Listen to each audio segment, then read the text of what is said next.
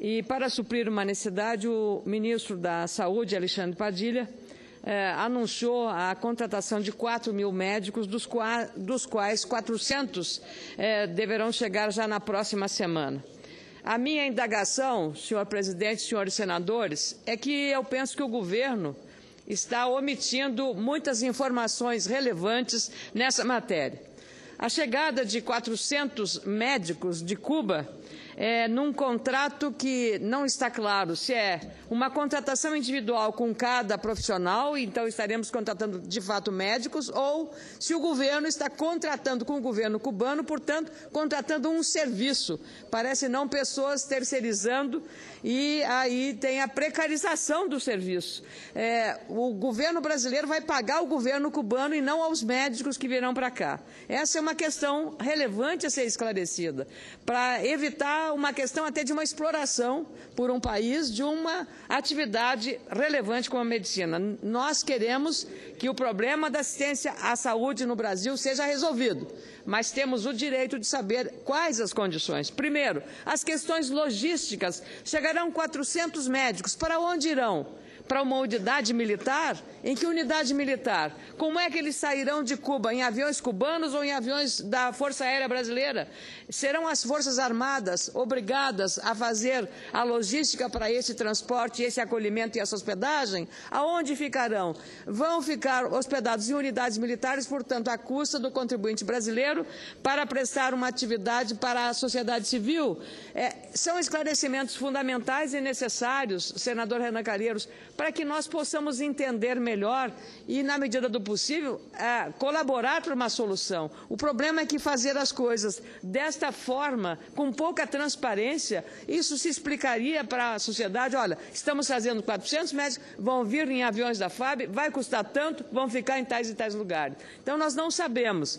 E até me chamou a atenção, porque o jornalista Fernando Ravsberg, que é correspondente da BBC Mundo em Havana, informou que o contingente de profissionais da saúde cubanos fora da ilha inclui atualmente 15.000 médicos, 2.300 oftalmologistas, 5.000 técnicos de saúde e 800 prestadores de serviços, trabalhando em 60 países e gerando lucros ao regime. As cifras falam em 5 bilhões de dólares, equivalente a mais de 10 bilhões de reais ao ano.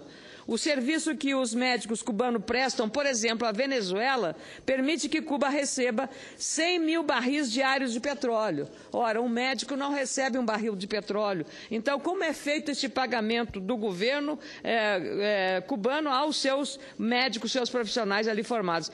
E também há profissionais em outros países da região, cerca de 4.000 na África, mais de 500 na Ásia e Oceania e 40 na Europa. Fontes oficiais dizem que a Venezuela pagaria esse serviço por consulta e a mais barata custaria 8 dólares. Isso, dados de 2008. Já a África do Sul pagaria mensalmente 7.000 dólares, ou 7 dólares, 8 dólares no caso da Venezuela e 7 dólares no caso da África do Sul.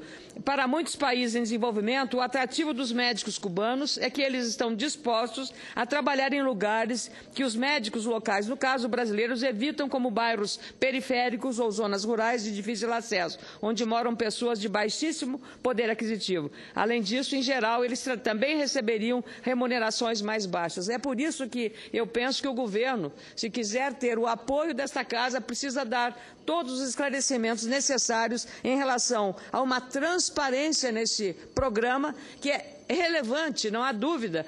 Penso que a nossa responsabilidade é colaborar para que os brasileiros, especialmente as camadas mais pobres da população, tenham sim acesso à assistência médico-hospitalar, à assistência médica, especialmente à prevenção, como é o programa Saúde da Família, mas não é desta forma, com pouca transparência. Então, essas informações são necessárias e o ministro Alexandre Padilha, com tanta convivência com o Congresso Nacional, tem aí e penso a oportunidade de demonstrar e trazer as informações necessárias para dizer como chegarão esses 400 médicos, se chegarão, como eu disse, para unidades militares, onde ficarão hospedados, quais as condições, inclusive, que eles ficarão hospedados aqui, porque isso será à custa do